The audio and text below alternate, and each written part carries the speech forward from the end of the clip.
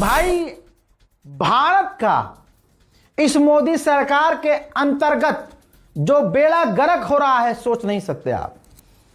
अब आप कहेंगे राजा भाई हर जगह तो बीजेपी जीते, अब जीतेगी, क्यों नहीं जीतेगी? सारा सिस्टम मोदी जी की इस वाली जेब में है। पूरे हिंदुस्तान का, पूरे भारत का सिस्टम यहां है। इस पॉकेट में जाने की जरूरत नहीं है कि भाई यहां पर ईडी है तो यहां कुछ और ना, सब कुछ यहां है मोदी जी की यहां।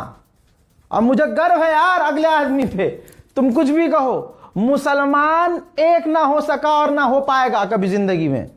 अभी बहुत कुछ दिनों में बहुत बड़ी खबरें आएंगी आपके पास। इशारा कर दूं, मुसलमानों को नुकसान पहुंचाने वाला मुसलमान निकलेगा, याद रखिएगा, चंद रुपयों के लिए।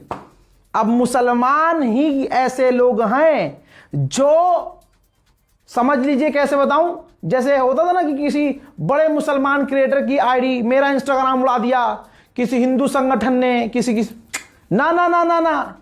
अब आपको पता चलने वाला है कि मुसलमान की आईडी, मुसलमानों की आवाज, हक की आवाज बुलंद करने वाले मुसलमान लोगों की आईडी उड़ाने वाला, उनका इंस्टाग्राम, उनका फेसबुक उड़ाने वाला कोई और नहीं, खुद मुसलमान है। और खुद वो मुसलमान बजरंग दल, पता नहीं कौन कौन सी सेना है, बहुत जल्द जो है पुलिस के जरिए ही जो है, जो प्रशासन है वो खुद आपको बताएगा, ये लोग मिलकर काम कर रहे हैं।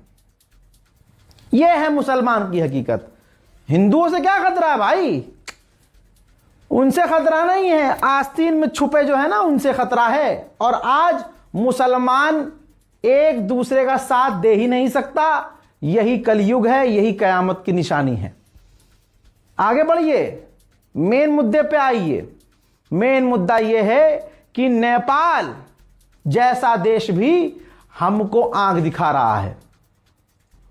इसमें मोदी सरकार की गलती नहीं है भाई, चाहे पूरे हिंदुस्तान का बेड़ा गर्क हो जाए, भारत की गलती, मोदी जी की गलती नहीं है। अगर मोदी जी की गलती होती तो वो हारते, अरे भाई वो जीते हैं। मैंने कितनी बार कहा कि भारत के अंदर चुनाव खत्म हो जाना चाहिए, विपक्ष की पार्टी डिसमेंटल हो जानी चाहिए, सिर्फ एक पार्टी होनी चाहिए, भारत जलाओ पार्टी, भारतीय जनता पार्टी। माफ कीजिएगा, मुंह से मेरे थोड़ा सा निकल जाता है कभी कभी। तो अब आप समझिए, जब तक इंतजार है पूरा, जब तक बेड़ा गर्क नहीं होगा भाई। जो कल तक हिंदू तालियां पीट पीट कर मुसलमानों के घर तोड़े जाने पर खुश होते थे, कुछ ही टाइम में आपने देखा कि वो सब रोए हैं ना। अब बस इंतजार करना है और कुछ नहीं करना। रही बात विदेश नीति की, तो विदेश नीति यह है, दैनिक भास्कर की रिपोर्ट है, सिर्फ 2 लाइन में विदेश नीति सामने है आपके। नेपाल ने भारत को लाल आंख दिखाते हुए कहा है कि जो भारतीय यात्री हैं लिपुलेख से मानसरोवर न जाएं, यह हमारा इलाका है। भारत ने हालांकि यह बोला है कि नेपाल के इस दावे का कोई ऐतिहासिक प्रमाण नहीं है। अबे यह कोई जवाब हुआ? इतनी देर में तो कोई ईमानदार सरकार होती, नेपाल का पूरा पानी बंद कर देती, हलक सुखा देती। लाल आंख दिखा, लाल आंख कहां गई मोदी की? नहीं है लाल आंख, वो 2 कौड़ी का इतना सा फुदक रहा है। और ऐसा फुदक रहा है कि हमको सीधा कह रहा है कि भैया इस इलाके में मत जाना, ये हम, जबकि वो इलाका हमारा है, वो पूरा इलाका हमारा है। लेकिन भारत सरकार का, मोदी सरकार का ठंडा जवाब किया, अरे नेपाल का इसमें कोई प्रमाण नहीं है। अगर नेपाल फर्जी सर्टिफिकेट, फर्जी डिग्री, दिमाग में आ गया अगले आदमी का नाम, फोटो, फर्जी डिग्री वाला। अबे जब तू फर्जी डिग्री बना सकता है तो वो फर्जी कोई डॉक्यूमेंट नहीं बना देगा? कह देगा लो जी ये रहा इतिहास, ये रहा कागज, ये हमारी जमीन है। फिर क्या करोगे? नेपाल को जमीन दे दोगे क्या? ये तो नेपाल हो गया। आगे देखिए, पाकिस्तान कितना बड़ा सिरदर्द है। चाइना ने पाकिस्तान को परमाणु पनडुब्बी दे दी। उधर एक हाथ से पाकिस्तान ने परमाणु पनडुब्बी खरीदी, मतलब ली चाइना से, और दूसरे हाथ से तुरंत तैनात कर दी। फोटो आपकी स्क्रीन पर। आप सोचो हम कितना भारत उलझ गया है भाई। भारत कॉन्ट्रैक्ट में उलझा, पाकिस्तान ने समंदर में उतार दी परमाणु पनडुब्बी। भाई चीन ने सौंप दी सबमरीन। आप सोचिए, JF-17 लड़ाकू विमान के जरिए पाकिस्तान ने अपनी वायुसेना की चीन के सहयोग की स्वदेशी निर्मित क्षमता हासिल की थी, वैसे ही अब नौसेना के क्षेत्र में हो रहा है। चाइना का वांगचुक शिपयार्ड अपनी टाइप 039 युआन क्लास पनडुब्बी की पूरी तकनीक और निर्माण क्षमता कराची शिपयार्ड को ट्रांसफर कर सकता है, बल्कि यूं कहूं कर दी है।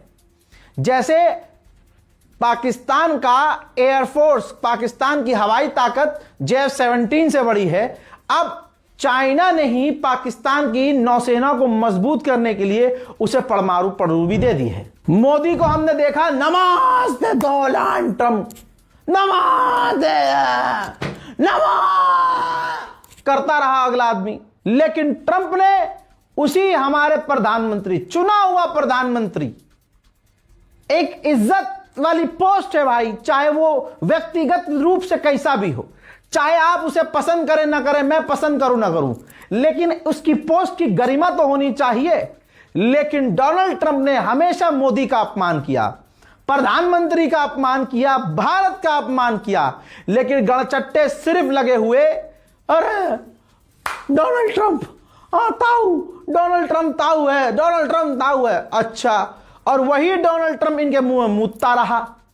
आज भारत ने कहा, कई बार कहा, असल में हो यह रहा था कि अमेरिका के F-16 फाइटर जेट पाकिस्तान के पास हैं। अमेरिका से उसने कहा कि भैया हमें इसको अपग्रेड करके दे दो, हम पैसा भी देंगे, हमसे अपग्रेड कर दो हमारा F-16। यहां अमेरिका हमारा दोस्त है, यह हवाई बातें उड़ाई जा रही थी मोदी के द्वारा और मोदी की पूरे झूठी सरकार के द्वारा कि अरे हमारे 56 इंच की छाती, विश्व गुरु, विश्व गुरु।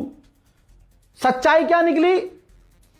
भारत ने कई बार अमेरिका से कहा कि F-16 अब अपग्रेड न करना पाकिस्तान के। हम तो खुद ही अपनी हवाई ताकत मजबूत करने में लगे हुए हैं कि भैया हम राफेल खरीद रहे हैं, हम रूस से फाइटर जेट लेने की कोशिश कर रहे हैं, अपने फाइटर जेट को अपग्रेड। उधर एक झटके में हमारी सारी प्लानिंग फेल कर दी अमेरिका ने, और पाकिस्तान ने कह दिया जी हमारे F-16 अपग्रेड कर दो। और भारत की आपत्ति के बावजूद, ये देखिए रिपोर्ट, भारत की आपत्ति के बावजूद अमेरिका पाकिस्तान के F-16 फाइटर जेट को अपग्रेड करने की तैयारी में है। $488 मिलियन खर्च करेगा पाकिस्तान। अब आप समझ सकते हैं सुखोई हमारा जो है, राफेल जो है, उसके लिए खतरा बढ़ गया है।